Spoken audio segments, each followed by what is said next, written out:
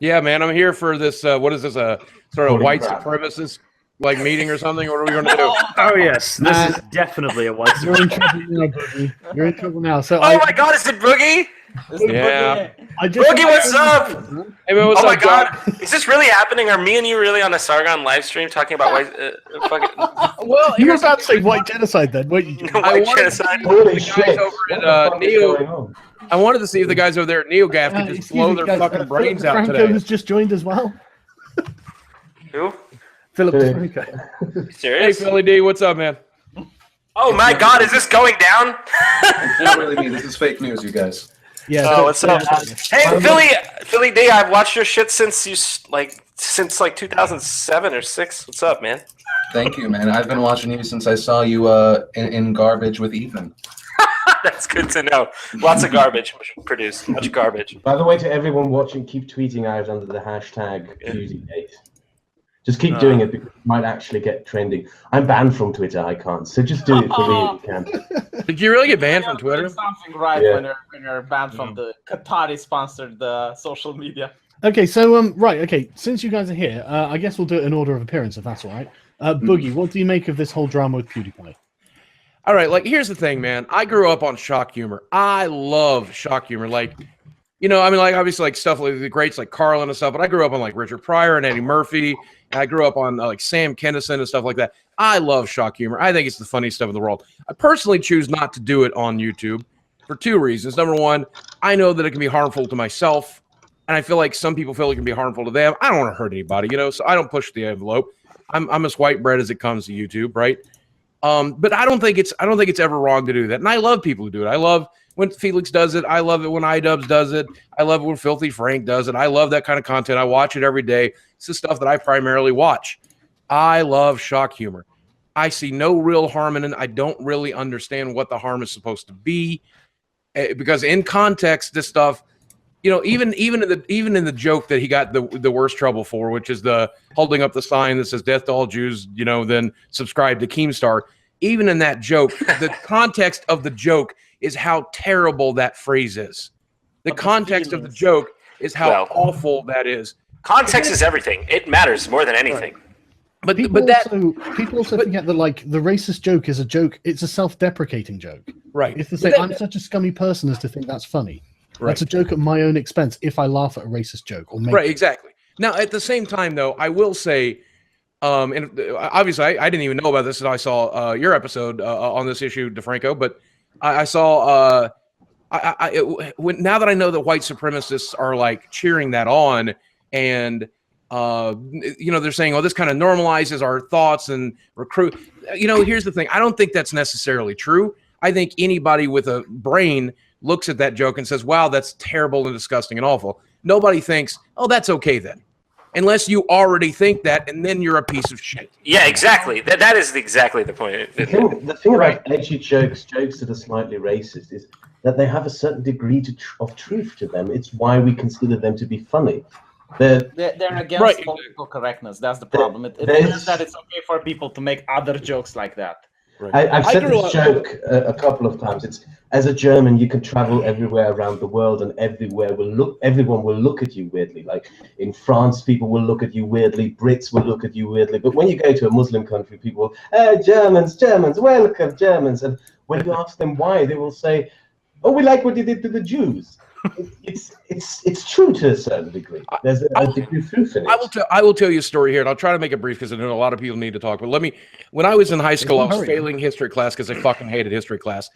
And my teacher says, "Look, if you do a book report for each semester, I'll bump you a full letter grade if you do extra work." The very first book he had me ever read was the Jungle, you know, which is about like, you know, industrialized America and how awful that was. The second one was Bury My Heart at Wounded Knee. Terrible fucking book, just depressing as shit. The third was on the Holocaust, and this book on the Holocaust had a section in the middle where it had about 25, 30 pictures of some of the ovens and of some of the showers and some of the stuff like the piles of bodies and stuff like this. And I'm reading this book, and it destroys me. I mean, obviously it destroys me. You can't look at that stuff and not be just emotionally ruined by it. And I forget what the image says, and I'm going to feel stupid saying it, but one of the pictures in this book was of a message scrawled by one of the dying people on the wall that had been written there in ash, and I believe it's there preserved to this day. And when I saw that thing, it devastated me in a way that I had never been devastated before. But unfortunately for me, one of the ways that I have dealt with some of the terrible stuff I've dealt with in my life is through humor.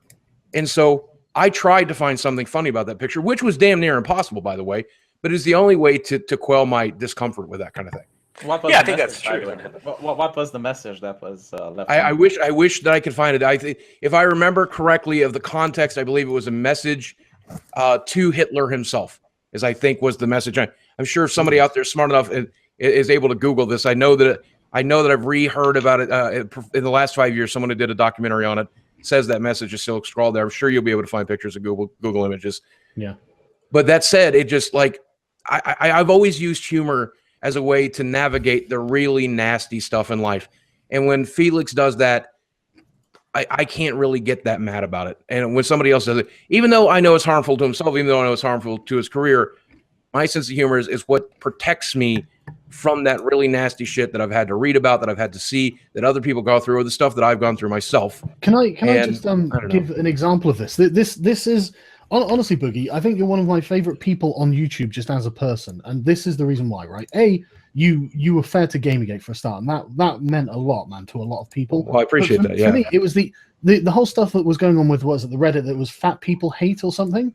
Oh yeah. Right. Now I followed that because I'm a fat guy, and I was just like, shit, that is the harshest stuff in the world, right? And when there were people calling for it to be shut down, you were arguing against that, and I was just like, fucking salute, man. Yeah, I've been fat too. I never saw anything wrong with fat people hating. I miss fat JonTron. Yeah, but it's harsh stuff on a personal. I'm still here. Don't worry. I ain't gone nowhere. But I will tell you, like, when it comes to the fat people hate thing, like, here's the thing. Number one, those people, long before that subreddit existed, they've been on my case since the beginning of time. Long after that subreddit has existed, they're still on my case. I check vote every once in a while. I see what they're saying about me over there. And it's never going to go away. It's never going to change. Give those people a place to do what they need to do so that it's isolated, so that's one place. If that's what they feel they need to do, if that's what they feel they need to organize with that, I don't really care, man. I don't really care. Let them feel and let them say and let them do what they need to do. Sorry, John, go ahead. I'm just saying it's not like censorship's ever helped anything. It just makes it more loud. It makes it louder in the end. Right, and that's exactly what it did. For the longest time, those guys got pushed off to every subreddit. And to this day, my subreddit is filled with people that usually posted there that just have nowhere else to post on Reddit. So they come over there and they, hey, here's a story about the dying Boogie. He came into my Waffle House and ate his clean. And I don't know. It's funny. It's still funny. I mean, it doesn't bother me. Yeah. But it's just weird. Sorry. No, go ahead, man. I guess their theory is that censorship would have stopped the Nazis. I don't know that it would. No. I will explain you why this is happening. Do you guys know who was the first person that the communists murdered when they took over Russia in 1917? A clown. Not a politician. A clown. They murdered a clown on Lenin's orders. In communist Romania, making jokes with he performed in St. Petersburg on the stage. He made fun of the Tsar. He made fun of Russian politicians. And the Lenin and Trotsky, they knew exactly that this person was the most dangerous thing to their regime. He was a comedian. He mocked and lampooned the political elite of Russia during that time.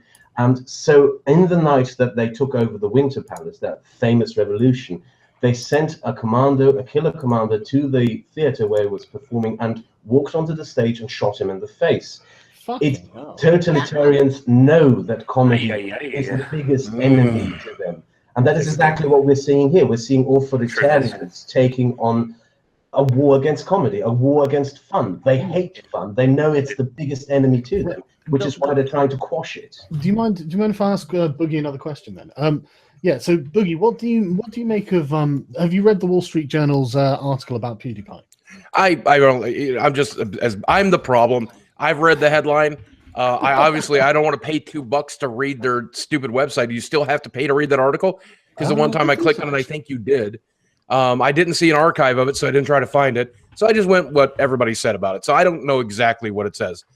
That said, I did see a thread compiling the authors of this article and their tweets talking about celebrating destroying PewDiePie's career. And I just think that is disgraceful. I just think that it's disgraceful because here's the thing. If you genuinely believe, and I said this on my stream last night, if you genuinely believe that you are doing the good thing, the right thing, I'm saving people from having to see this kind of thing.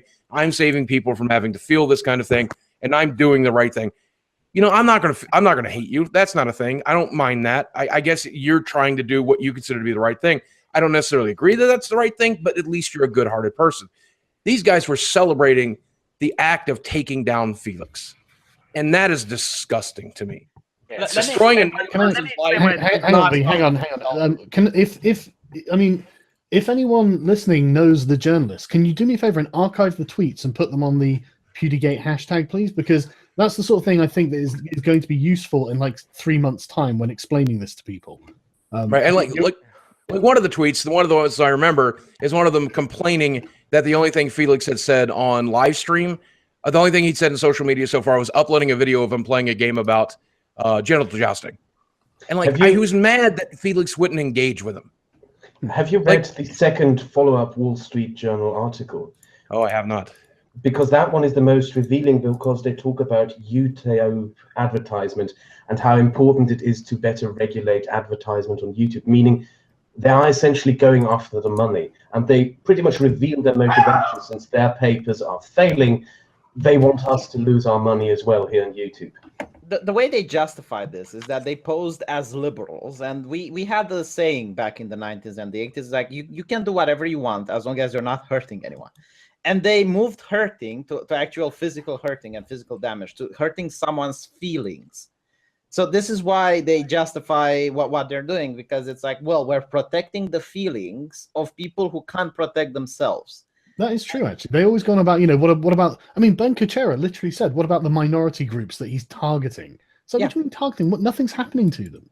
And they believe that the minority groups, whether they be black, whether they be Jewish, whether they be Asian or whatever, they're incapable of helping themselves. Yeah. Okay. Let me say, if that's okay, man. I loved Ethan's video on this topic, and I don't think it hit every note, but I think one of the best things that he did there was, being a Jewish person himself. I can't speak for Ethan. I'll never be able to speak for Ethan. I can speak for Ethan. He gave me those privileges. I actually have the documents here. But that said, I can't speak for the Jewish people because I'm not a Jewish person. I would never dare try. But here's what I will say is that I agree that Ethan says it's not my job as a white man to be offended for him. If he wants to be offended, he's perfectly capable of being offended. He has a platform. He can be frustrated. He can say what he needs to say. I don't have to say shit for him. Can you speak for all fat people, or can you speak for all males, or can no, you I speak definitely, for all Americans? I can't speak for all fat people because I'm just one fat guy. Exactly. I want to know what Phil thinks. I was about to go on to that. That's right.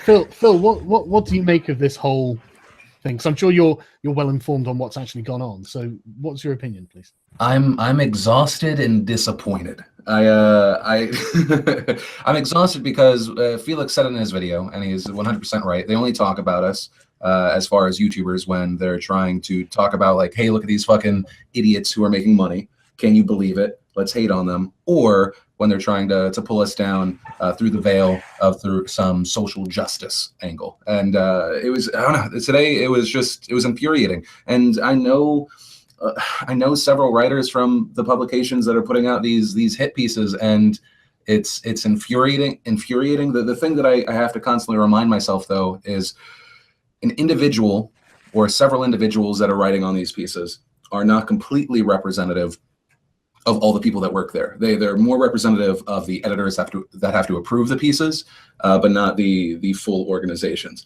And I think you can see that they're backpedaling, whether it be with their title changes, the deletion of tweets, and they don't think of themselves as targets. Like, do they? Go for it. I'm just curious. Do they not understand what they're doing and the ramifications? Like, they don't. How can they think they're in the right? I mean, are these people crazy? I think it's like what Boogie said, right? Is that a lot of people, including him, in this situation, they base it off of this surface level stuff, right? You have three guys that are looking through hundreds and hundreds of hours of footage, and they're like, hey, there's Hitler. That has to be wrong, and they're not taking the time to go, oh, let's look at the situation. He's doing this because it's over the top and it's ridiculous. Or, oh, look, this Leslie Jones thing. he's not doing the photoshops. It's this program. He even says it's racist. They're not taking the time, and it's because of this we have to churn shit out cycle. Right. I don't agree. I think it's their ideology. They don't tolerate anything they don't consider politically correct. And well, when you say, jokes see, about this the is an issue, right? So when you say they, are you saying all of them? No, I'm No, saying no, the not people once. that call themselves progressives and they call themselves. It's part not of even the- just all. No. That's not accurate, man. There are loads of people who are progressives who aren't like SJWs. It's honestly, it seems to be the only way. The best way I can think of to describe them is just moral busybodies. Yeah, Hmm. absolutely. Well, I mean, to answer Phil's, sorry, go on. No, go ahead, John. Well, to answer Phil's question, I honestly think when he says, "Well, is there a they?" Most of us have just decided, "Fuck it, there's a they. We know who they are." I mean, this is what it's become. It's like if you say anything like that, you're the they, and we're the these. Honestly, they have their own language and Yeah. the way they virtue signal to each other that they kind of understand who is part of their clique and who isn't. Yeah. Like if you read, for instance, an article by Jessica Valenti and you read the article from, let's say, Steve Clue, you will notice the same kind of lines, the same kind of wordings. You know, it's like it's almost like they read from the same book. They talk with with each other and they read the same stuff that they're posting out. So. Okay. Like, if I could interject here for a second, can I say one thing? I identify as progressive. Mhm. I was raised by a strong feminist single mother who took care of her sick husband and worked 40 hours a week, sometimes 50, sometimes 60, to provide for me, to provide for her sick husband who could not work, who taught me that a woman can be anything, that she can do anything, she can do it as well as a man, that there's nothing in this world that a woman cannot do. I believed that since I was a very small child. I will never stop believing that. I will never stop believing that everyone should be treated the same as everyone else. I believe that even when you make dramatically awful mistakes, you should be given a second chance. I believe in the majority of the things that some of these people claim to believe in. Yeah, That's well, that's always I exactly don't going to it. think be- there's a you know, person here who would disagree with any of that. No, that's exactly it. They claim to believe that, but they don't preach. Practice No, preach. do you think that your mother shouldn't do what she wants? She should do what feminism tells her to do, because that's Right. exactly what Anita Sarkeesian said at the And- Sydney Opera House. And I I'll tell you, just my wanted wife, to- I love her. My wife, I love her, but God love her. But she is, without a doubt, I don't think she identifies with feminism, but she is one of the strongest women Okay, I've ever met. let's And not. she will take garbage for choosing to be a housewife. She Yeah. will take shit for choosing to be my caretaker because I need physical help these days with my body. And she takes garbage for liking to bake. And I can't understand that. I can't understand that. I can't get into that mindset. Why is it wrong that she likes to cook? Because it's a It's gender ins- role, and it's they're insane. anti-traditional gender roles, and that's a traditional gender role. And I agree. I think anyone should be free to choose the lifestyle they want as long as they're not hurting anyone. Does she get shit for that? Honestly, Yes, and she Yeah. gets shit for that My on wife Twitter gets shit for it. all of the time. She'll cook. She'll cook for our friends on a Saturday night and tweet out what she cooked, and she just stopped doing it because people would be like, "I can't believe you cook for these men." It's people are insane out to to me. destroy anything holy. It's a great thing. It's a nice thing. What's wrong with this? And for the record, with it. I They're had trying to. to make okay. you ashamed of the What things I you're wanted proud of. what I wanted to say is I found the archived tweets that they made. Okay. Yeah, I get can them on the post them hashtag so in people here. can see them. I'm not on Twitter. I'm banned from. Oh right, yeah, that's But I right. can Okay. post them here in the sidebar because Yeah, some post of them in them the sidebar, I'll are post them. really revealing. Yeah. So Read them too. Philip, right. Okay. So, I mean, what do you make of the media acting like a class? What do you think of that? Because it seems that YouTubers are very much behind PewDiePie, and the media seems to be very much behind the Wall Street Journal. And this is, I think, it really does have dimensions of sort of class conflict. What do you think of that? What do you think of like? That sounds like a Phil question to me. What do I think about the class conflict between journalists and YouTubers? Yeah. Do you think there I is mean, any? there's- If you think there is any at all. No, I mean to some extent. I think for the longest time, it starts out like any new thing where no one takes it serious. Then it slowly gets closer. Then you ridicule it. You think it's ridiculous, and then you try and tear it down as it passes you. And that's why the reason I try and get across the point that it's not all of them is just one. I think the whole conversation around this gets pulled out, and then like I look to the chat and it's all red pill versus blue pill bullshit. Yeah, I I wouldn't worry understand about like a bunch of people buy into that, and that's fine. But I think some definitely resent. I don't do a lot of interviews with a lot of the outlets that talked about PewDiePie here because I've been misrepresented in the past, where they chop me up and make me sound like something else. And the only reason I feel like they haven't gone after other people, because I mean we all know fucking people or might be people that they could go after. The only reason they're going after PewDiePie is the size. They're going after the biggest guy to see if they can knock him down. And I've always been surprised the animus they've had towards Felix. It seems like it never ends with them and him. It's because he's a threat to them. Yeah, And because he has a habit of not striking back. He's usually just ignored this, been the better man, and just, risen above it. They don't like that they can't influence his stuff. It pisses them off because they expect him to get annoyed by this, But I just want to say, Phil, it's funny because in some ways you are like the original alternative media show. I can't think of too many. Was there anyone before you who used to do because you were the first guy I saw on YouTube who would just cover the news? The closest guy would probably be DeFranco, who a bunch of us just based our shows off of. But I don't know. He mainly stuck to the left. Really, it's interesting to see how far it's come. To see you still doing it. It's cool. I don't know. I know I've kissed your ass in person a few times, Phil. But thank you, man. Thank you. Let me do it publicly. Thank you for doing what I always wanted to do, but doing it well instead of shitty like I do. Doing it with a real backbone, because sometimes I simply don't. It's so difficult. It is so difficult. It is difficult to take the hate that you have to take to be a moderate, because you have to catch it from the left, you have to catch it from the right. I was not built for that. But sometimes it's because I'm actually moderate, and then sometimes it's because I like to trigger people, including chat, which is why I said the blue pill, red pill thing. How dare you break the sanctity of the blue and the red pill? Oh no! Just out of curiosity, who is Kim Il Sung? Yeah, I was about to ask, who's Christian? Oh, that's me. And who's me? I'm not a YouTuber or anything. I just figured you let Phillip DeFranco join. I thought you'd let anyone join. What is happening here exactly? That's funny, and I respect that move. Did we just get this whole stream just got red pilled? Yep, red pilled hard. Just prove you wrong, Phil. It's real. I wanted to ask Boogie, how do you think this will end? And what will come out of it? I mean, I think that the 24-hour news cycle will recycle it as often as they can, try to get Felix's name on the news as often as they can, try to get as many detached parents to hate him as humanly possible, try to do as much damage to YouTube, the platform, and to his career as humanly possible. Then they'll move on to the next thing and wait for someone else on YouTube to put a foot in their mouth and then just do it all over again. And at the end of the day, I think Felix is one of the most intelligent, talented people on the platform, and I expect him to rise above. I can't believe they canceled this YouTube Red show. I still can't believe that happened. That is mind-boggling to me. But beyond that, I know that he'll be fine, and I know that he'll rise above this, and I know that he has an audience that loves him with a fury of 1,000 suns. So I basically, they picked a guy who's genuinely bulletproof.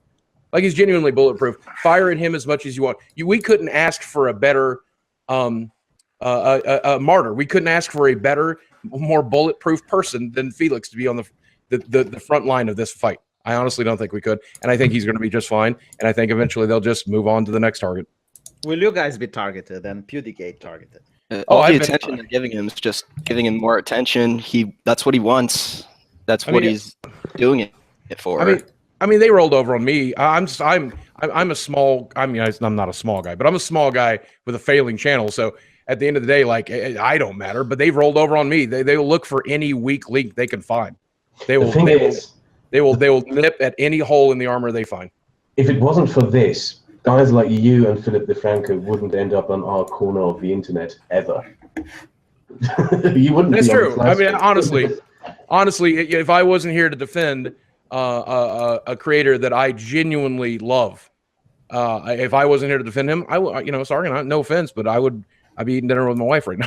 No, there'd be no reason for this stream, mate. Yeah. I didn't mean that as an accusation. I meant that in the way of they're just the people who bring out these stories, who keep trying to create artificial outrage, they just keep making more and more enemies when they continue doing that behavior. I think they've reached the point where they've made too many enemies. I really do.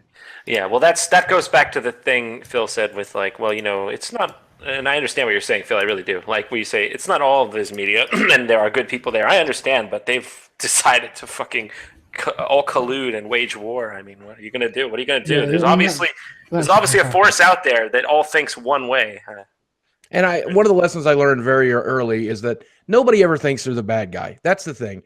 Like they're doing bad things, they don't think they're the bad guys, and even if they're having a terrible negative effect, they think they're doing the right thing. I try to get into the head of anybody. I'm nobody's enemy at the end of the day, man. I try to get along with every person on the planet. That's just one of my character flaws. But that said, I understand that they think they're doing the right thing. At the end of the day, I don't think they're fully aware of the damage that they're doing. I wish someone like Phillip could sit down and make them watch one of their shows. It's like, look, this is the long-reaching effect of what you're doing. Please understand you're not helping, you're harming. And unless I'm wrong, and in the case that they do know they're doing harm and they don't give a shit, then fuck them with a rake. They're happy he lost millions of dollars, actually. But I'm not necessarily talking about like hitting Felix in the pocket. Okay, maybe that makes you happy. Maybe you think that's the right thing. Maybe he's the enemy. But the number of people that are going to bounce back to protect Felix, the people who are going to become ingrained in the beliefs, the people that are going to dig in. Extremism begets extremism, which begets extremism. And you divide the country, you divide the world, you divide YouTube, you divide all of this stuff. People get madder and madder. The long-lasting effects of this stuff is never good. This is never the way to handle this kind of thing. This extremism, jeez, I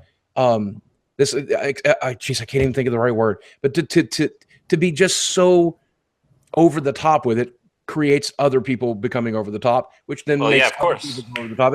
And it just spirals completely out of control until you have a nation like we have right now. And I don't know how much further there is to go. But I guess we're going to find it. I guess we're determined to figure out if we can just start killing people in the fucking streets. I guess. No, well, I'll tell you what. No, I'll tell you. You see, you're very right about that, and that's what I've been saying. You know, I've been trying to fight it as best I could with words, but when words don't work anymore, that's when it gets bad, and that's when the extremism begets extremism, because is what it is. I mean, I think we are on the way of fixing this, though. Look at America now. Look at the election of Trump, who's a buffoon, yes, but he's a clear sign that the people are still being heard. I do think there are still plenty of legal and peaceful remits and courses of action. Now you say that, but look at the other 50% of the country won't let democracy run its course. They're just constantly trying to discredit, undermine in any way they can. It doesn't even matter if they play fair anymore. If they win, they win. Deep state at the moment. I mean, his own intelligence services are trying to discredit him. If they win, they win. That's it. They don't care what it means. They couldn't care less how they got him out of there. You don't have 50% or just a small minority of the people who lost. I think it's a large amount of people. I mean, look at it. It's crazy. It's not. Yeah, they have. I mean, look at the Women's March. Millions of people. Yeah. It was bigger than the Libertarians when Obama won, and that was a pretty big march. Yeah, I mean, like, I voted for Obama, like I said, you know, like, and I wasn't a Republican, but even if I were at that point, look what happened. They were like, okay, we'll let this ride out 8 years, whatever. Yeah, exactly. But this is like, what the fuck? You can't. So it's like basically let's just say 50% of the nation that voted for Trump. They got the message. Your opinion doesn't matter, even when you win. Even when you win fair and square, you're a dum-dum, and I'm gonna smash you with my hammer. Like... Dude, that's exactly what they're doing. They are trying to unseat Trump, who is an elected president, and as far as we can tell, he didn't cheat to get there. No, he didn't cheat. That's the thing. He didn't cheat at all. Not at all. But Hillary Clinton was cheating. She's a lifelong cheater, and that's the person they were trying to install. I just can't understand it. Well, I mean, that's why if anybody asks, well, where does this extremism come from? It's the breakdown of democracy is when one side feels like it's not being heard, even when it wins fairly. I think that would be my assessment of why people feel kind of extreme. But okay. Do you mind, Phillip? Do you mind if I ask you on this issue again? I'm probably taking you one outside your comfort zone, or I hope I am. What do you think about the clear social divide in the United States? I mean, I was watching. I stopped watching Trump's press conference so I could jump in on this, but I kind of agree with one thing that he said, which is that, you know, this country was divided before I got here. I didn't divide it. I mean, it's like how he got to power. It's up there. I mean, just think of after Obama was elected. Think when he got his second term. Think of the day after, right? Your interaction with other people, and then think of the day after this election, right? I think that obviously that was going to be peak, but it's definitely representative of the change. So I think that it is as far as my lifetime, this is the craziest and most divided we've ever been. I'm only 30. I mean, that's ancient on YouTube, but for me, this is new territory, which is one of the reasons why I love talking to so many people about it, because they have more experience than me, and my interest in politics really only extends, I would say, like the last 6 years. But if you look out, I mean, you know how fucked things are right now. Yeah, no, you're spot on with that. Yeah. I actually talked to my grandma who lived under Nazi occupation in Croatia, was it? And she was telling me how she'd never seen any shit like this in America.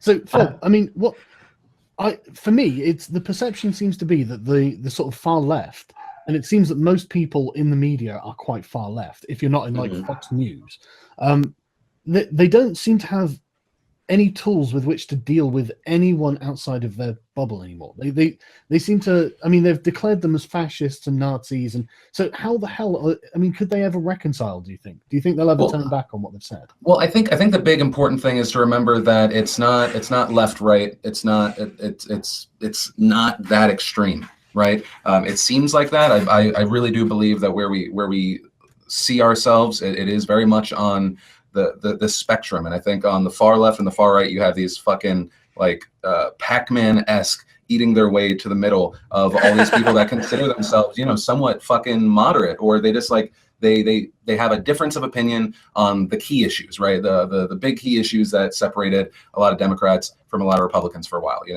have abortion and you have guns, right? Maybe the death penalty you could throw in there. There's obviously like the taxes. So there is definitely a fault line along. You could, it's exactly you say, like abortion. Right, but so at least then it could be like, I want to choose for control of my body, and people shouting "baby killer." I like that. I want to go back to that normal rather than like everyone's either a Nazi or wants to like burn down. I don't see the world as that. I do think that even if you go a little like excessive, you could say that the far on both sides. Give a range of like 10 to 15%. Let your bias control how far you think that exists on your side. But I agree. I think the more people realize how fucking moderate they are, and that the people that they hate are actually a minority of a subgroup of a larger group, I think then we can move on. But I don't know if that's going to happen anytime soon. I agree. The problem, right? I know what's happened here. It's basically the people. If you follow any kind of ideological position, you're probably never going to take it to its zenith, but the people who do will always win an argument against you. For example, if you say, well, I'm a feminist, and they say, yeah, but you still do, you still wear makeup because the patriarchy wants you to. I don't wear any makeup. Then that person has gained like a superiority over you, and they've become an authority on the subject. And that goes for any ideological position. The extremists always gain control because they are the more pure ones in that ideological hierarchy. But I mean, most people aren't like that, and they just need to realize that. And most of the time, they will vote for someone who isn't like that. So here's like an example, kind of that, right? If we move to feminists, right? Which I feel like it's very easy to have a negative mindset on that, because most people, when you think of that, you think of the most heated and angry version of a Lacey Green, right? And that is a person that I'm personally just not a fan of. But when I have friends that consider themselves feminists, and often they're the people that get yelled at by some other feminists because they're not representative, intersectional, something. I don't know. My mind starts hurting. Feminists. Yeah, it's just they're like, you know what? Equality. There's differences between us, but just like if treat me with the same amount of respect. Cool. Then, and in my head, I think of that as classical feminists rather than the very, very toxic version of like a Lacey Green. I think intersectional feminist. Right, and so that's the big point, right? And I know I can end up sounding like a fucking broken record, but I just try not to look at everyone as my enemy. But certain groups, yeah, certain people, yeah. I try to, like, I've spoken with Lacey Green several times. I saw her, I think, at VidCon, and I spoke to her in DMs on Twitter a few times. And You survived? I watch her videos. Yeah, I survived. I watch her videos from time to time, and I very rarely agree with them, but I love her challenging my ideals. I love consuming it. Anita Sarkeesian, she's not my enemy or anything close to it. I watch her content. I don't often agree with it. Sometimes I feel like her point is somewhat disingenuous, but I learn from it. I learn a different perspective. And one of the things that I preach on my content all the time, I preach on my live stream all the time, I am not a liberal. I am not a conservative. I am not a feminist. I am not a man's right activist. I'm Boogie. I'm a person. Sounding a lot like a Nazi right now. I'm just saying, I don't have a fucking label. I don't have a fucking, I don't believe a belief structure. Nobody handed me a belief structure, and I agree with it. I am pro-choice, but I hate baby killing. I love healthcare. I love healthcare, but I hate the idea of taxing the poor to pay for it, or even taxing the rich. I'm a complicated person with complicated ideals.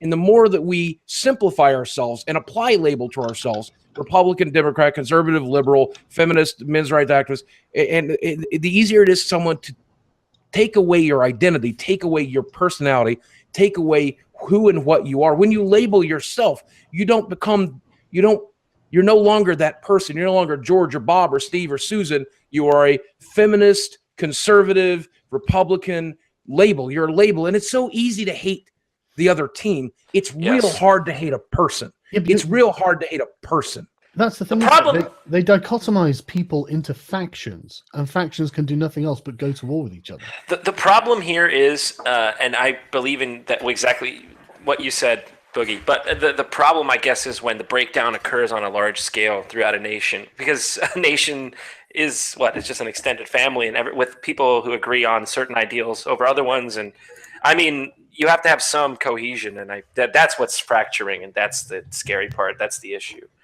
I mean, we clearly are divided on lines that are just basic. I mean, I had a conversation with someone from Antifa the other day. She's very, very much an Antifa supporter.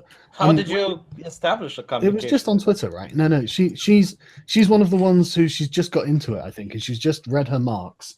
And she was telling me about the labor theory of value, and I was like, no, it's wrong. It's wrong. But anyway, she was basically, we were talking about political violence, and she was like really heatedly arguing, yes, I know political violence is wrong. We only do it to, we don't think we should do it to anyone but Nazis. And I was just like, look, no, you shouldn't even do it to Nazis. There should be no political, and that was the thing. To her, they weren't even the people. They weren't human. Yeah. That's what I mean. That's such a basic. If we can't agree on that, it's chaos. And yeah, exactly. Then it's civil war. It has war. to reorganize it. It's civil war. As soon as it comes to that point, then you're actually, and it worries me that there are literally communists and Nazis fighting in the streets these days. Yeah, it's true. It's 1930s Germany all over again, and Trump isn't a scary thing. Trump is not a scary thing. There's actually a word for this process of dehumanization called the banality of evil. It's when you reduce an enemy, when you prop up an ideological enemy and turn your fight against your ideological enemy into a kind of bureaucracy, like turning your opponent into a set of labels or numbers.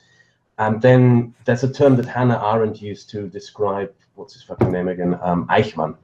So when you reduce the process of reducing a human being to nothing but a number or a label or something like that, is more or less a simplification of the process of allowing yourself to just do horrible things to that person. I'm not sure that's the term, the banality of evil, but I understand that there is that is the process you're talking about. But there is even in the days of the American Civil War back in the 1850s era, you had the Confederate South and you had the Union, and it was it was pretty clear, this side versus this side. But you're going to have people within California opposing its own secession. I mean, there's no clear sides. They are. I think they are drawn along ideological lines that are based on a certain set of principles that gets them to the point of being in conflict. I mean, why would what real reason have Republicans got to be opposed to abortion? To be fair, religious ones mostly. And that if it wasn't for that principle, it probably wouldn't be an issue. They probably went, well, it's constitutional, it's libertarian. They probably wouldn't mind if it wasn't for the religion. And that's the thing. All of these things are motivated by ideologies, and people don't really seem to take a great interest in the sort of the actual like meat and substance of these ideologies. And I don't understand why, because abortions. I don't know why they don't look at history to see what happens in countries where you do ban abortions. And well, because they're utopian idiots. This is the thing with all of these. They're all utopian. Yeah, I mean, well, I always saw this abortion and gay rights issues. That's what we were arguing over for 20, 30 years there. Those were the big issues. They seem kind of small now, don't they?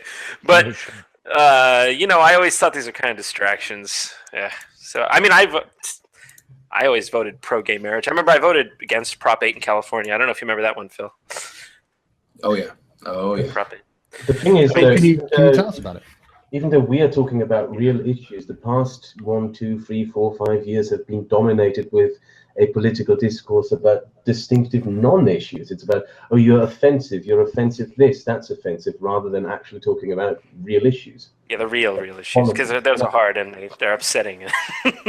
But abortion, that's a good. Just put that up on there. That'll keep the monkeys distracted. Like Phil, what do you think of Trump on what he's actually been doing in his time in office, rather than what the media have been saying about him? Well, wait, what do you mean? Well, like, the executive orders. Like, what's your opinion of his and just like compared to his campaign promises, what he's actually done? Right, I don't want like not the conspiracy stuff and all that, but like the things he has actually actioned while being the president. What do you reckon about that? That is a good question. I'm trying to think of what to say. No, I appreciate that it's going to be something that you need to vocalize clearly. Right. Yeah. I don't want to just shoot from the hip.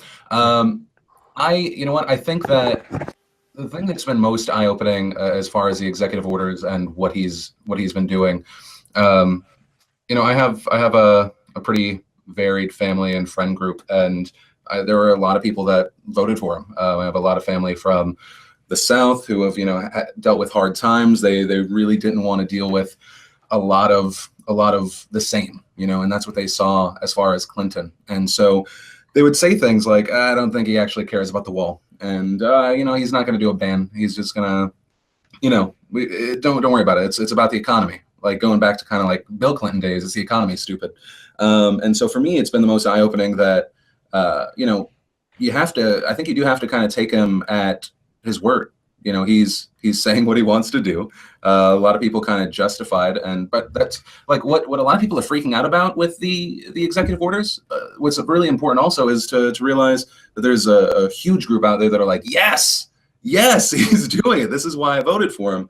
I am scared because of this part of the country, and I do think that we need to change things up. And so I feel like what a lot of people see is, I think that you could easily say the way the travel ban went through, the way it went through was fucking horrid. And then you can debate as far as whether it's right or wrong. But I don't know. The way that went down, it made me not as far as if it was the right or wrong thing. It made me really question how far ahead they're thinking and who's talking to who as far as the confusion. That's what scares me the most. On top of what I feel like is very much. Do you think that the media is contributing to the hysteria? I think that you have some. I think that it's also important not to completely push off all media, because then you're not trusting fact checking. Because I can talk as much shit as I want about mainstream media this, mainstream media that. I use mainstream media sources as well as smaller up and coming sources. It's just a matter of going to all of them and seeing where their facts come from. So it's not like I don't completely throw them to the side. And that's where a lot of the some not all comes into play. I think my problem with the mainstream media in that regard is for me it's the lies by omission. It's what they don't tell you. I mean, like I did a video about CNN, and I just had 3 different kinds of like lies by omission that they do in it. And the one that pissed me off the most, and this, I mean, maybe it's because my family's working class, and this really got under my skin, but it was Van Jones, who gets paid $1 million a year, before the election, he was obviously everyone's a racist. This is a white lash. Yeah, the white lash. I saw that live actually. The white lash. And then afterwards, he did a segment where he went to like rural Ohio or something, sat down with a piss poor family, and then proceeded to like imply that he was somehow the victim of their existence because this was world shattering to him. He couldn't believe this was true. My God, I've got to reestablish my entire paradigm. It's like, yeah, they are the victim of your lies.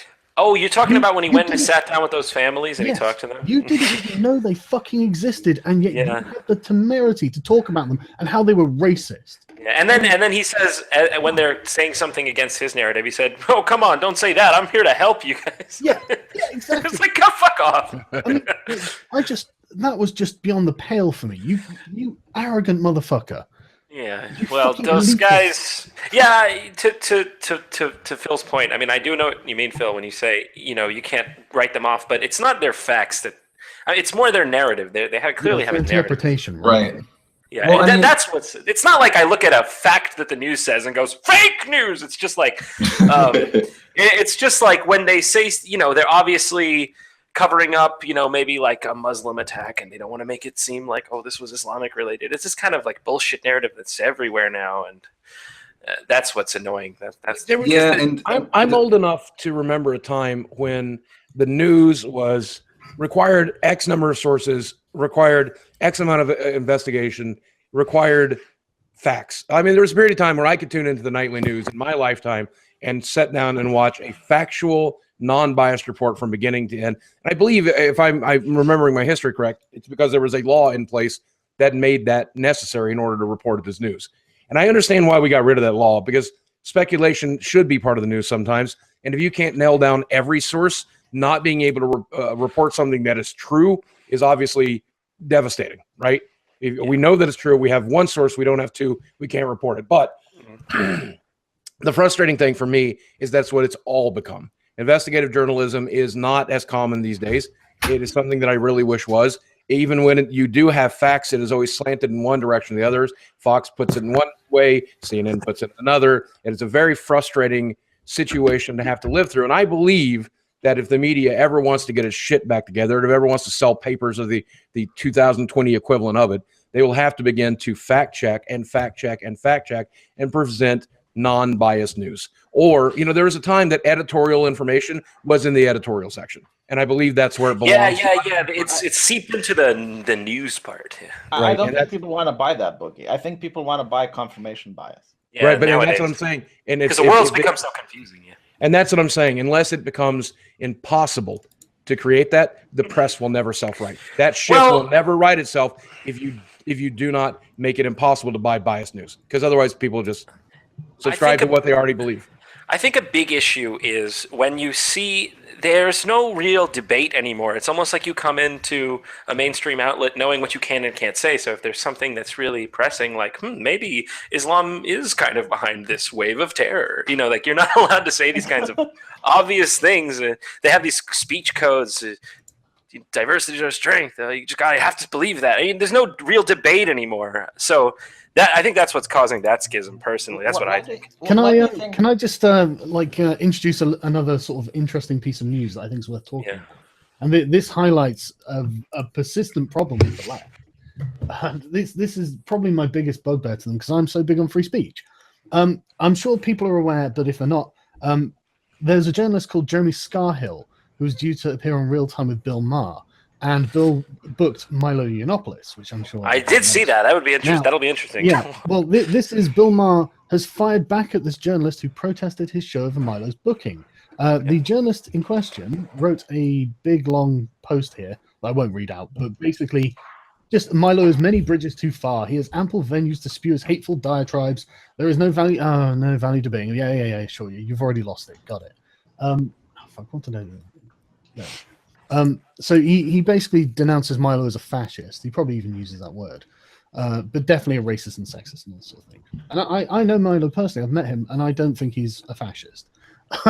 He's a gay Milo a fascist? Yeah. This is like the funniest shit I've ever heard. The David Stormer with his racial fetish. He's not a fucking Nazi. I remember an age when we used to look at behavior like that and say, well, you're behaving like a petulant little child.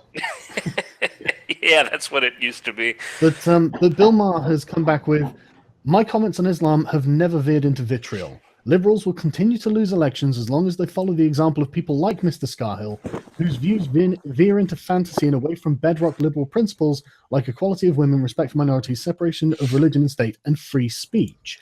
If Milo Yiannopoulos is indeed the monster Scarhill claims, and he might be, nothing could serve the liberal cause better than having him exposed on Friday night. Fucking bravo, Bill. Yeah. Bill Maher, for all disagreements I have with the guy, has always been decently willing to hear people out. I think consistent on those principles. He's consistent. Yeah, at least he's consistent.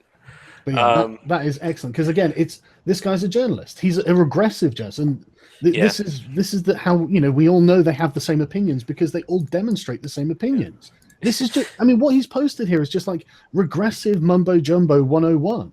It's every single talking point written in exactly the same way they all say it, and it's okay. You can, it's like, who are they? Well, they make themselves clear by going on about these exact things in this exact way. I don't know how to describe it. But at the same time, you have. Sorry, go on. Well, why do you guys think they never mention the fact that almost a lot of Muslim countries don't allow people who went to Israel in their nation? Oh yeah, I think it's Iran too. Yeah, Iran as well. So why is it bad for America to do it when it's something that international law? It's totally within the realm of international politics to do that. I think that the issue is that we prefer not to do it, but we should reserve the right to if we want to. It's a political statement. I don't think we don't want to just ban someone based on where they're from. It's Be an asshole. soft power, so it's in not. In the end, my criticism of it is that it is a useless measure because in the end we know that most terrorist activities is sponsored by Saudi Arabia. Saudi Arabia is not on the list. That's my consent on the thing. No, the Muslim ban was dumb. It's a political statement, crowd. It's not meant to actually stop terrorism or anything like that. But given the state of the world, especially in the European Union, and with the ideology of opening borders and letting everyone in, I think what the Trump administration is doing is making a political statement that we're not like that, and you need to get used to it. It was I think it was more of expedience. Trump didn't have time to make his own list, so he just, I'll go with the one Obama did, and I'll put it into the executive order. Give me reports every 30 days so I can make my own list. I actually would have...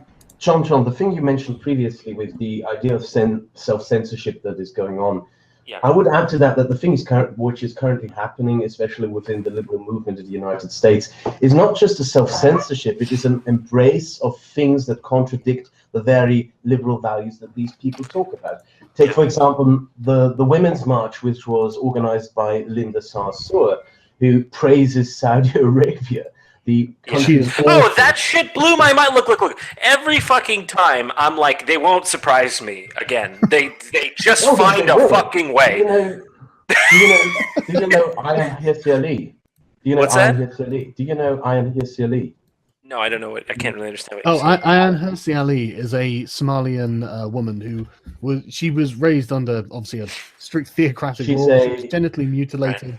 She escaped to the West, educated herself.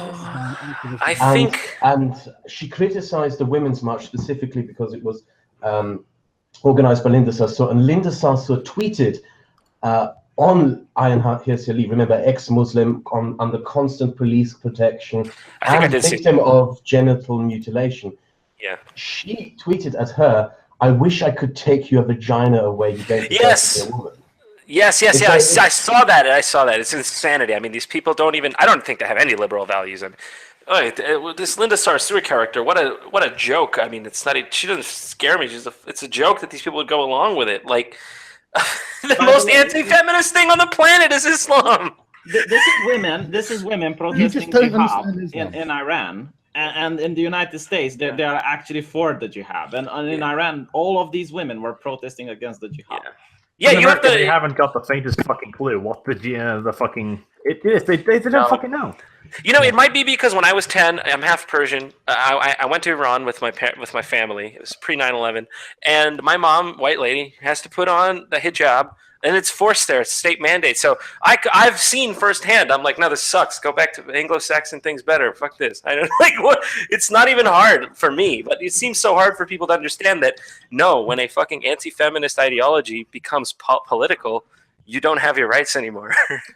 The famous Swedish feminist parliament that went to fucking Iran and then meekly put on hijabs. I saw that. I saw that.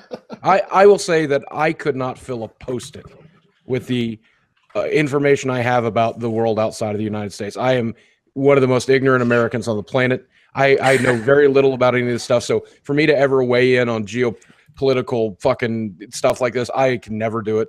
But I will tell you this, that alone, watching those women put on hijabs, that was one of the most, I cringed harder than I've ever cringed. Feminine power, right? Man, like even as stupid as I am, even I knew that was fucking awful. Man, I hate seeing the hijab as an American flag. That actually offends me. I'm going to be very rude here and shill for my video and put it in the side chat where I put my takes on this. I mean, I know that you liked it, Sargon. I'll tweet that out. I'll tweet that out.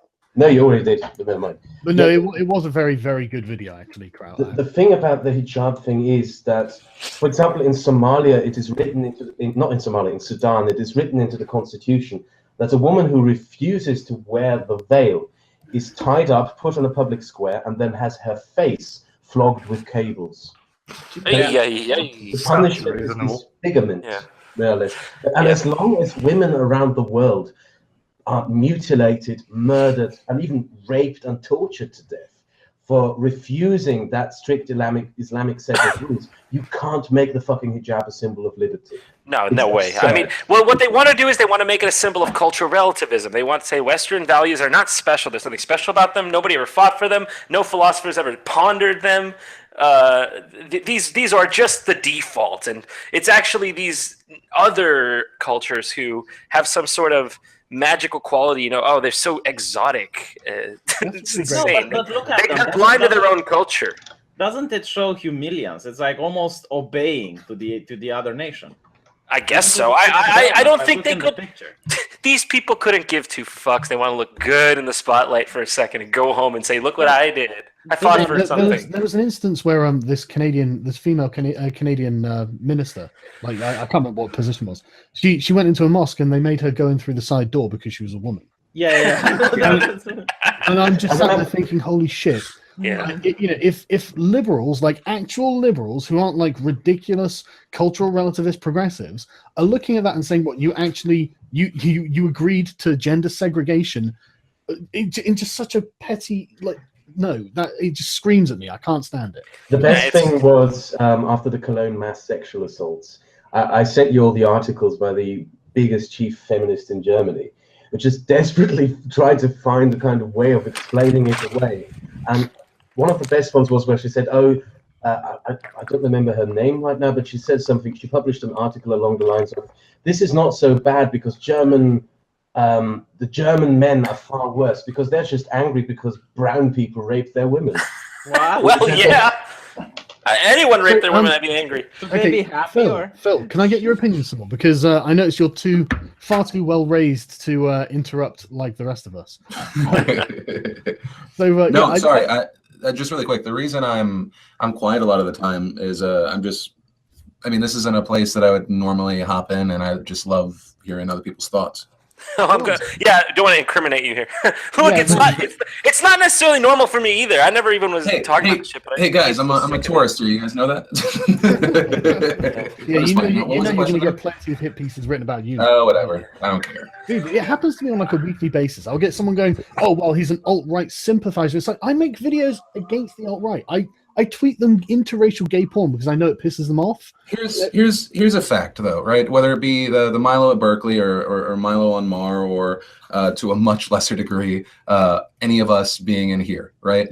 Conversation can help lead the way and inform. Anytime you censor somebody or anytime you try and cut off the conversation, that's when you stoke the fires of extremism, and that's where you stoke the fires of divide, right? And that's just the way it is. So I think conversation with people that might not normally talk, I think it's a good thing. That's actually what I've come to. That's what I came to because I always try to stay apolitical. I talked to Sargon once, like 2 weeks ago or something, and it blew up. And I'm not in. This is not my game. But I'm just like, all right, let's lead the way for some real conversation. You know, like this is bullshit. No more. No more extremes. The thing that's really interesting about this is I think JonTron's probably the most right-wing person in here. I might be, actually. I don't know. I think you actually might be. I mean, like me, I know that Kraut V and myself, and I'm probably Arch as well, like we self-identify as like classical liberals. We consider ourselves left-leaning. No, that's what I am. That's pretty much what I am. What does right wing mean? Right. What does right wing mean to you? I'm curious. Exactly. It doesn't mean much these days. But you know what I mean? Look. I would never. I'm not pro-life. Like a gathering of far-right people is what I'm trying to say. I'm not pro-life. I'm not anti-gay marriage. Those are the only right-wing things I can think of, to be honest with you. Yeah, I'm against mass immigration. Does that make me right-wing? I don't. No, that makes you sensible because I'm pretty sure I'm a classical liberal, and it's got nothing to do with race. Absolutely nothing.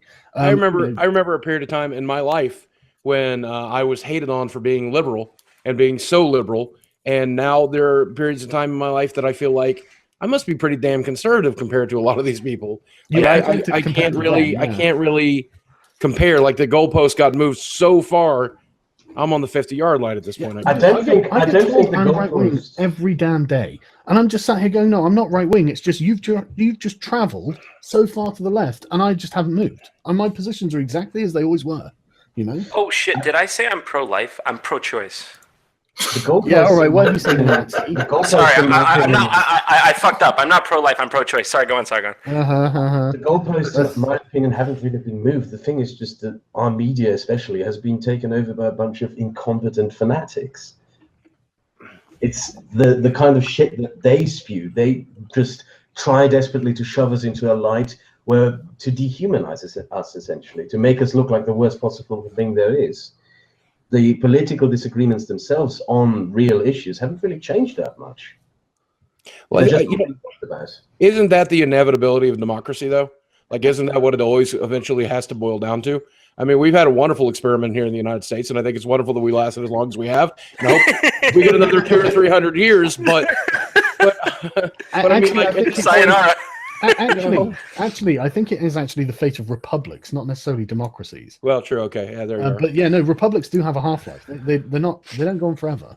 Yeah, you know, people can make it about what they who want. cares? Who cares? We Germans are used to watching the world burn.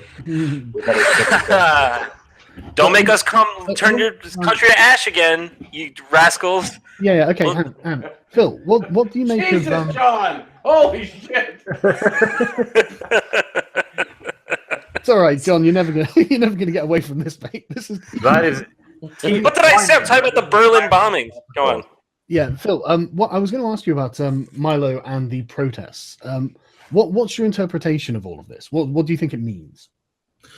As far as that happening? Yeah, the very fact that this happened, and like, because I mean, like, some of the people arrested at Berkeley were actually staff members of Berkeley protesting against Milo and breaking stuff and things like that. So I would need to look at the articles of the specific people and their positions as far as who was arrested. I think that, I mean, from a lot of the stuff that I saw, because I had asked people to send in footage, because some were there to protest, some were just documenting the original protesters, and then they kept filming as things got crazy through the night. From everything, all the footage I saw, it looked like there were a bunch of people that were angry, but they were kind of just there. And then there were some assholes that did that thing where they actually like try and block the doors. And then those motherfuckers in black masks showed up, and it was like all hell. And for me, right, it'd be easy to go, well, it's just those people, but it's the people that are kind of in, not fully there, but that rejoice that it's happening, that say that like this is what we need to see more of. And it's like, no, you want to see this. Well, that's why, like, there were a lot of people that cheered for Richard Spencer getting clocked in the face twice, right?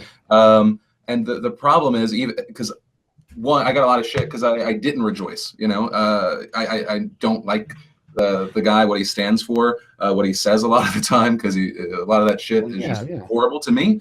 But I'm not gonna go punch that dude because all you're gonna do is you rile up support, and then you're just going to slowly fucking move the bar for who you're calling a Nazi, right? And that's exactly what we're seeing, to bring it back to the PewDiePie situation. People that then all of a sudden make off-color jokes, or then are shown in a different light, but by enough people. The only reason he's able to fight back is he has such a large audience. So to the people that not only do it, but the people that cheer it on as this is what protesting is supposed to be like, I say, fuck those people. That's horrible. It's stupid. You can be against Milo, not happy that he's going to speak, but also to the people that are on the right that were saying that the school is responsible. if it's specific staff members, I'd once again love to see that article and look at their positions. But from everything that I had seen, the school welcomed a different thought process. The mayor may not have agreed with it, but the school looked like they were welcoming an opposition voice.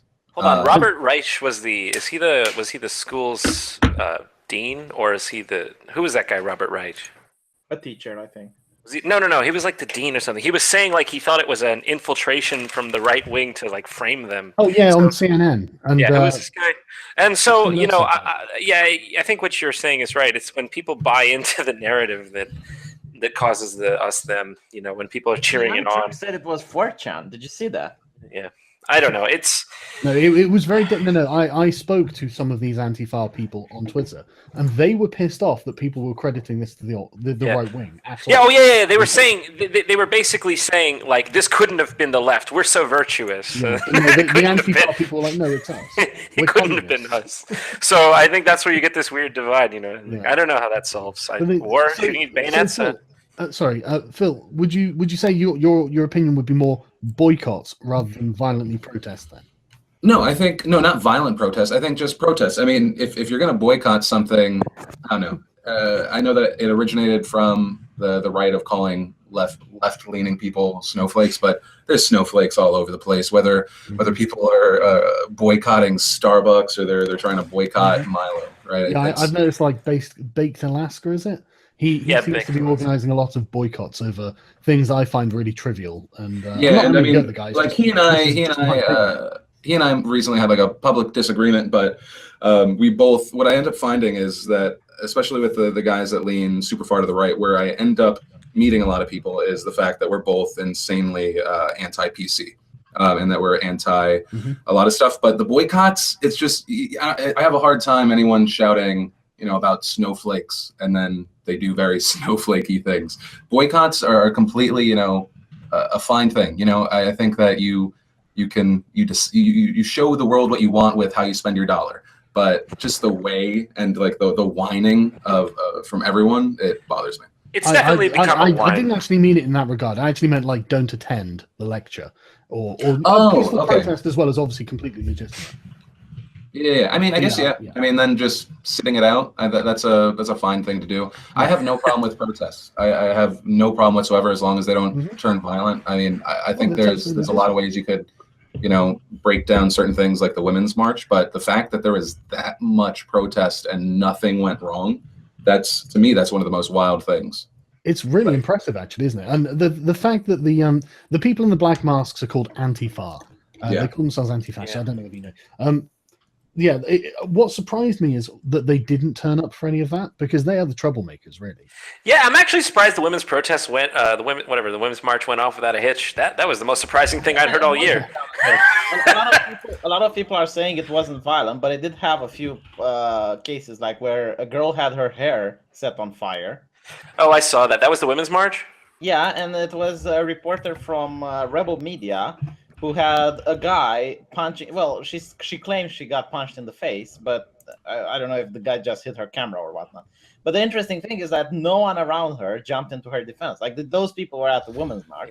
A woman march is being assaulted, and if you're talking about the same thing that I believe that you're talking about, that wasn't at the women's march. That was at the inauguration during that like 2 blocks or 3 blocks of chaos. Are you talking about Lauren Southern? Yeah, Lauren Southern. Lauren Southern. Women's march? Her hair wasn't set on fire. It was a different. No, hang on, guys. Phil's right. There was an event at the inauguration where the woman was like just stood right behind her. Yeah. Well, that happened, but it wasn't to Lauren Southern. The hair setting on fire. But if I may, it doesn't surprise me at all that the Women's March came off as nonviolent, because I believe that people are genuinely good. I think even the most extreme of us, in 90% of cases, most extreme Americans especially, I think we are generally good people, and we believe in nonviolence. We believe in not harming other people. We just want to get our point across. So it never surprises me. What surprises me is that we can get a protest like we got at Berkeley because they don't want Milo to even speak. And look, I can't. There's so few things in the world that I see eye to eye with Milo on. And that's fine, but I would never want to prevent him from speaking to the people who are interested in hearing what he has to say. And I'm glad to listen to him speak. because for me, Promoting hatred, Boogie. what's the quote? An educated mind can entertain an idea without accepting it. That is the idea of education. The idea of education is to see opposing viewpoints, and then through considering those opposing viewpoints, become confident in your own. That is Those the entire happen to point. be. That is what Western values are, consequently, but we've seemed to have forgotten them somewhere along the way. And anybody who thought they did themselves a favor and trying to keep Milo from speaking on UC Berkeley, he could have spoke at Berkeley, and then it would have been a footnote on a page 3 of a newspaper somewhere. It wouldn't even have, his book sales went up 15,000% because of that. And now those people have got him on Bill Maher. You slingshotted him onto the Bill Maher show. Congratulations. And you've got Bill Maher defending him.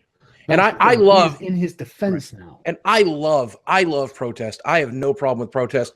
Sit in a circle on a street corner, sing Kumbaya, and jerk each other off all you want. I think that's a great way to spend your time. You want to boycott my channel, you want to boycott Starbucks, you want to boycott whatever you want. I think that's a great use of your time. Do that. If it gives you a feel good, do it. The moment that you become violent, fuck you with a rake. The moment you become violent, well, you've lost me, and you can. It's not just Milo that doesn't get to speak. It's even feminists that don't have 100% of the feminist ideology. There was this feminist that Sargon talked about, who she didn't fall in line with the trans issues. And there have been multiple. That's Jermaine Greer. She's a trans exclusionary radical feminist. But there have also been others who aren't. Like what's their name? Kate Smurthwaite. She got deplatformed because she had an incorrect opinion. I can't remember exactly what it was. And then you have like the vagina monologues, like the quintessential feminist play that got deplatformed for being trans exclusionary because not all women have vaginas. Can you imagine? I'm not making that up. I swear to you, if you Google it, you will find it, and you'll be like, "This is ridiculous." It's ridiculous. Look, if you want to look at the breakdown in the greater culture, look at our country right now versus, say, South Korea. Remember when they wanted to impeach their leader for corruption? They just all got out there, orderly, had a candle each. Within like a week, she was impeached. Yeah. Step down. I mean, it's the greater culture that's fucked up. We can't agree on fucking up, down, left, right. Jesus. Yeah, this is the thing. I did a video and I was like, look, basically, because there's this Justice Democrats thing going on at the moment that is basically, and it's surprisingly large. It's well over 100,000 people supporting it now. Just trying to get like progressive non-corporate candidates into the Democratic Party. And I completely forgot where I was going with this because something distracted me. Fuck. What was I going to say? Well, hey, let me just say I don't want to kill the conversation. I got to hop off for a meeting, but it's been good chatting with you guys. Dude, thanks nice to meet you in the weirdest possible way, Phil. Yeah, definitely. Have a good one, guys. I think I speak for a lot of people by saying thanks for being an objective voice, man. I appreciate that. I appreciate that integrity. I think a lot of people do, and I think that I would be remiss if I didn't thank you for being a decent source of news. Well, thank you very much. I'll just keep in mind I'm going to stumble through it like everyone else, but I'll try. Have a good one, guys. You too, man. Take care. Right. In fact, I'm just going to go get a cup of tea. So talk about. Is he gone? Can I now say? Get a fucking cup of tea. Yeah, can I say he's just the best motherfucker?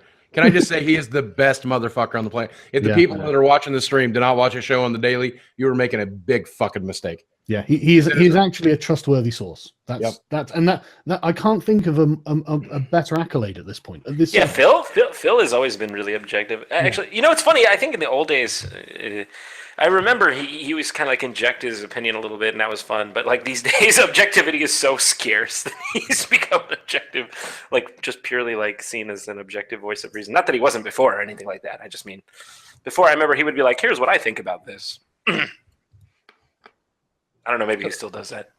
But I know people see him as a. Huh? He will do that at the end of an episode. He'll be like, "Here's the one side of it. Here's the other side of it. Here's the factual side of it. Here's what I fucking think. Now I want to know what you think." Yeah, I guess he actually always did that. He always did that. Actually, yeah, you're right. He has like a very positive comment section in which people have like civil and respectful discourse. I can't believe that's a thing, but on YouTube of all places. But there it is. Yeah. It's funny actually. Having this conversation has made me consider how I wouldn't say radical I've become, but just like there are certain things where I'm like, flip the off switches here. Don't care anymore. You're wrong. You're wrong. You're wrong. I know you're wrong. Like, I never used to be like that, but that's how I'm getting, because it's just like, I've heard you out. You're just wrong. It's like, yeah, go on. Did any of your sponsors contacted you, John? To complain? I probably shouldn't talk about that, but let's just say it's not easy doing what I do in this climate. Like me. No, it's not. It doesn't do me any favors. But I'm not going to talk about it publicly. No, because I'm thinking that's why a lot of people don't speak up. It is why. It is why. Especially if you're like a big person, you know, you have like a business out of YouTube, and you probably have sponsors and whatnot. If you speak out, I pretty much think that they will go for your income right away. It's two things. One, a lot of entertainers aren't studied in this. That's fine. They're entertainers. They don't need to be. I just happen to be a little bit. And the other thing is, they don't want to. If they do know it better, they don't want to lose their sponsors. I mean, you can count how many conservative, quote unquote, conservative entertainers there are in Hollywood. There aren't very many. That is true. That is true. So, and there's nothing wrong with not knowing about this stuff. I mean, just whatever. Not everybody needs to study politics and history, but it's just something I happen to care about. I think that's how this got this far. Like, let's just say, like, I remember like back when Ben and Jerry's was like, Ben and Jerry's endorses Black Lives Matter. I'm like, really? Do you actually? Or are you just trying to feed me to the alligators before they get to you? Or like, what are you like? They all had to like kowtow to this social justice ideology one by one. I don't know. That's how we got here.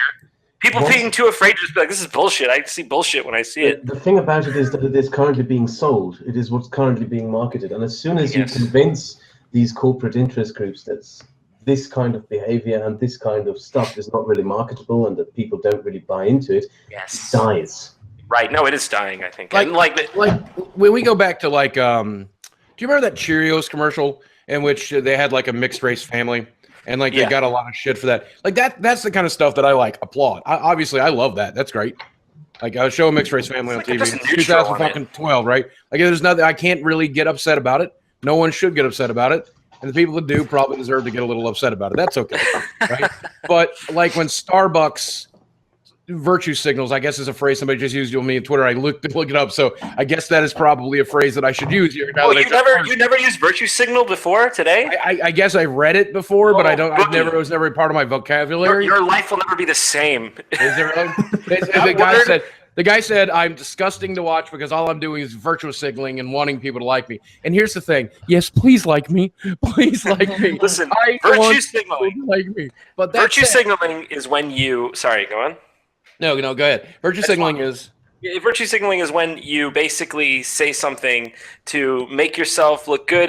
Comes at a very cheap cost to you to say like, I care about all Muslims, but you don't actually mean it. You're not actually going to go. It's like putting the rainbow flag on Facebook when you know all your friends are okay with gay people, right? Yeah, so you know, so they know. So they know you're one of the good ones. You're one of the good. If you want to show that you care about gay people, go to some, bikers that have like swastika tattoos and talk to them about gay tolerance and shit, and then I'll appreciate it. It's like, wow, that's really brave. Yeah, what you did there. Wow. But when you're on Facebook and everyone you know likes gay people and you just put your avatar with the rainbow flag, it's like, what? And you call yourself courageous and brave and stunning. It's like, what the fuck are you doing?